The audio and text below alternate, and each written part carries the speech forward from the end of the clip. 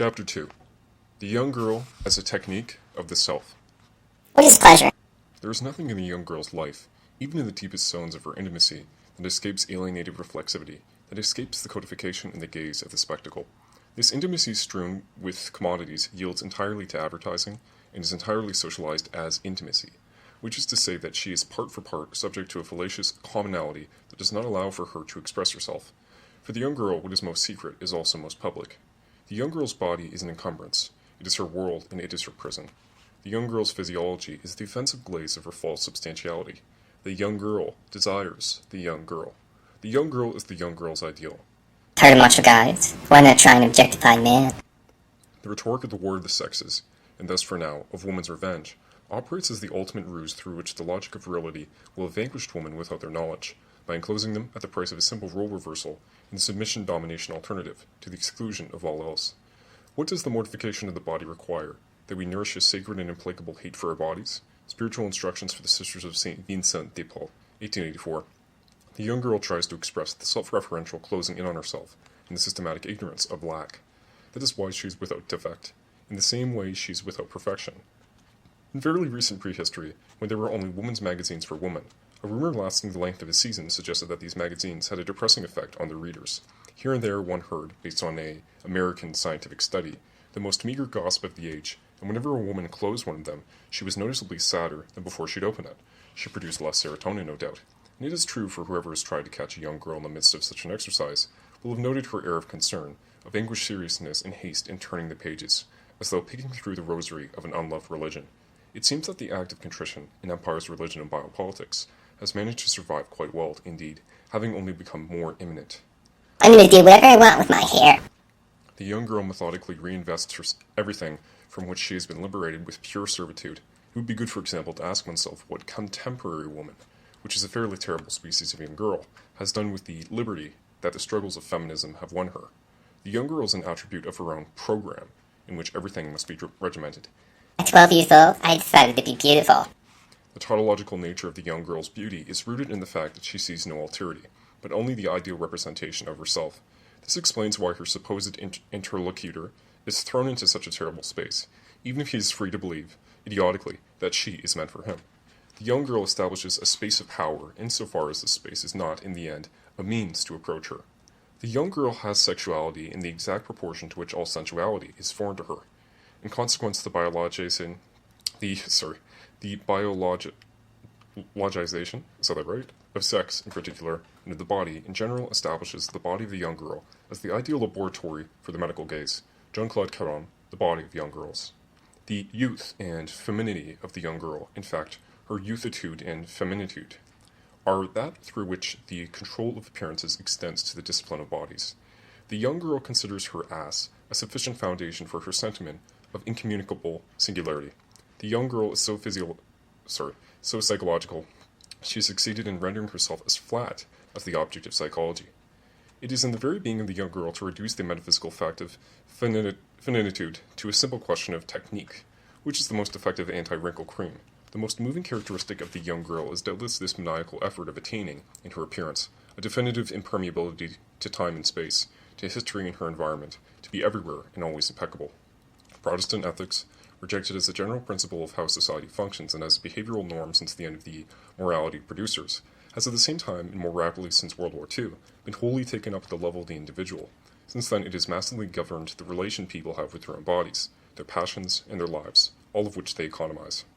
Certainly because eroticism presents itself to the young girl in all the unquestionable positivity that is inevitably attached to sexuality, and became transgression itself, has become a tranquil norm, isolatable and encoded. Coitus is not among those things that, in the relations one entertains with the young girl, allows you to advance beyond a certain exteriority.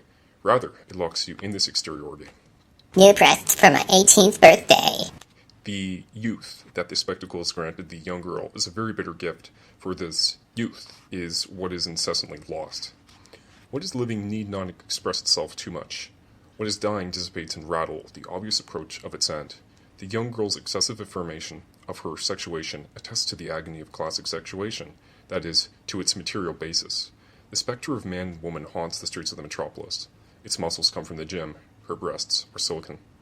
Between the young girl and the world there is a window, Nothing touches the young girl touches nothing. Nothing in the identity of the young girl truly belongs to her, even less her youth than her femininity.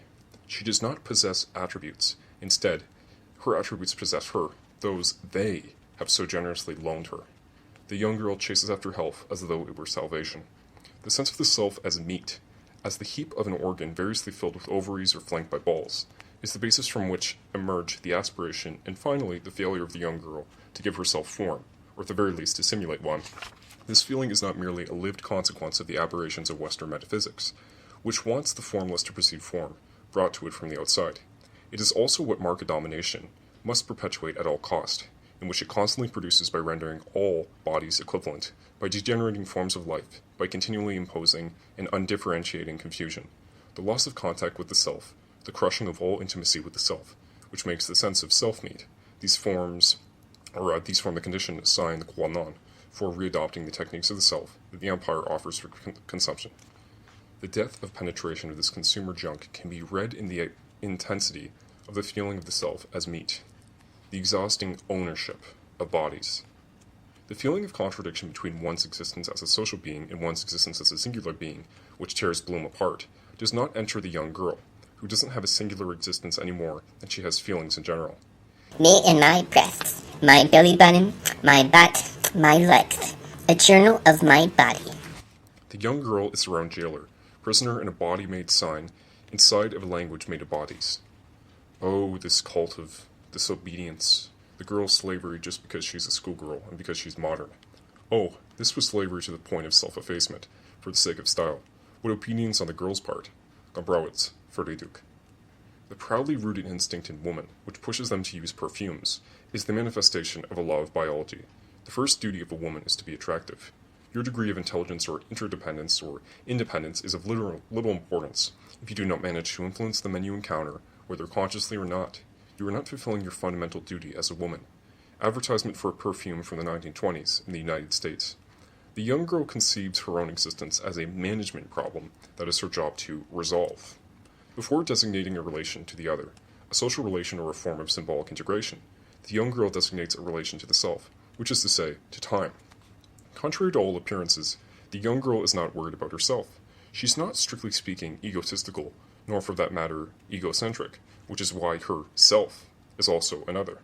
That to which she consecrates all of the care of intransient piety for her, in fact, an exterior reality, her body.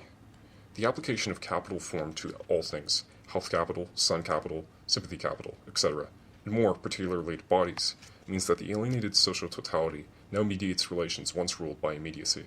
In the young girl, the tension between convention and nature apparently disappears as the meaning of the terms is lost, so much so that one never seems to do violence to the other. The young girl is like capitalism, domestic servants, and protozoa. She knows how to adapt, and what's more, she's proud of it. Contrary to what is true of traditional societies, which recognize the existence of abject things and expose them as such, the young girl denies their existence and dissimulates them. The appearance of the young girl is the young girl herself. Between the two, there is nothing. Like all slaves, the young girl thinks that she is the object of much more surveillance than she really is. The young girl's absence to herself is not contradicted by any of the care she seems to show for herself. The young girl is never plastic enough for her own taste. The young girl doesn't like wrinkles. Wrinkles do not conform. Wrinkles are the writing of life. Life does not conform. The young girl is as terrified of wrinkles as she is of all true expression. In the guise of self-consciousness, the young girl only has a vague sense of life. For the young girl, bare life still functions as clothing. The young girl lives sequestered inside her own beauty. The young girl doesn't love, she loves herself loving. Zen, speed, organic, 3 lifestyle diets. The young girl does not go as far as requiring that the short-lived conventions to which she submits have any meaning. The young girl understands all relations in the model of the contract, more precisely, a contract that can be revoked at any point according to the interests of the signatories. It is a form of bargaining about the differential value of each actor in the seduction market, in which it is necessary, in the end, for someone to pocket the dividends. Are you okay with your body? Is your young carcass dressed in graceful curves, well maintained? Is your frame solid? The lining silky? Are you in good shape? The young girl produces herself daily as such, via the maniacal reproduction of the dominant ethos. How to lose 10 years with the right lifestyle. cosmetics multinational recently launched a major advertising campaign for an anti-wrinkle cream by the name of Ethic. In doing so, it simultaneously revealed that there is nothing as ethical as covering oneself in shit every morning in order to conform to the categorical imperative of youthitude, and that there could possibly be no other ethos other than that of the young girl. Beauty is a mode of unveiling proper to the young girl in the spectacle. This is why she is also a generic product, containing all of the abstraction of that which is forced to address itself to a certain segment of the sexual marketplace, inside of which everything looks alike. Capitalism has truly created wealth because it discovered it where it had formerly been invisible. This is how, for example, capitalism created beauty, health, or youth as wealth, that is, as qualities that possess you. The young girl is never satisfied with her submission to consumer metaphysics, with the docility of her entire being, and obviously of her entire body, to the norms of the spectacle. This is why she displays the need to exhibit it. They've offended the things I hold most dear. My Image, by Silvio Berlusconi. The young girl already lives as a couple, that is, she lives with her image. The young girl confirms the psychological import of consumer semiocracy. How much beauty have you got? No, beauty is not a question of subjective appreciation. Unlike charm, much too fluid a notion, beauty is calculated in centimeters, divided into fractions, weighed, examined by magnifying glass, evaluated in its thousands of slight details. Stop hiding behind neo-hippie principles like inner beauty. That's what counts, I've got my own style, and dare to measure yourself in the court of the greats. The young girl's beauty is produced. She doesn't mind saying so. Beauty doesn't fall from the sky. That is, it's the fruit of labor. The young girl's self-control and self-constraint are obtained through the introduction of two unquestionable necessities, that of reputation and that of health. Today, not scuffling is not a luxury, it's a right. Officially, the young girl has preferred to become a thing that feels, rather than a bloom who suffers. The young girl pursues plastic perfection in all of its forms, in particular, her own. From working out to anti-wrinkle creams and liposuction, the young girl's determination is the same regardless, to disregard her body, and to make her body an abstraction. Anything you can do to come to terms with your image. However vast her narcissism, the young girl doesn't love herself. What she loves is her image. That is, something that is not only foreign and exterior to her, but that possesses her, in the full sense of the word. The young girl lives under the tyranny of this ungrateful master. As a last resort, the young girl drapes herself in her own lack of mystery. The young girl is first and foremost a point of view on the passage of time, but a point of view that is alive.